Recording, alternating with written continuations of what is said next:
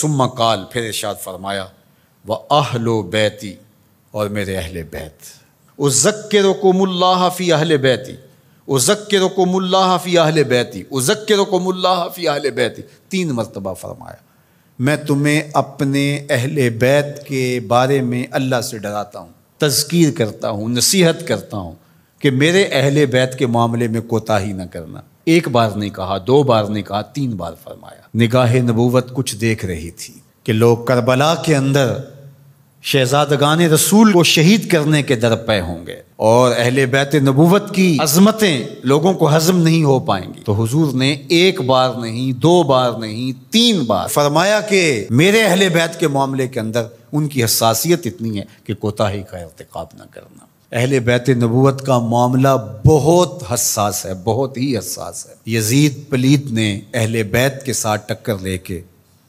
اپنی عاقبت بھی برباد کر لی اور اپنی دنیا بھی برباد کر لی، اور اپنی نسلوں کو بھی بدبودار بنا لیا اس نے۔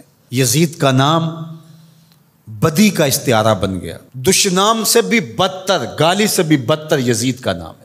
حضرت امام حسین رضی اللہ تعالیٰ عنہ حق کا استعارہ بن کے ابھرے، اور قیامت تک ان کا نام زندہ، روشن، سرخرو، کامیاب اور بامراد رہے گا۔ رہتی دنیا تک حسین کے نام کا جھنڈا اونچا ہی رہے گا۔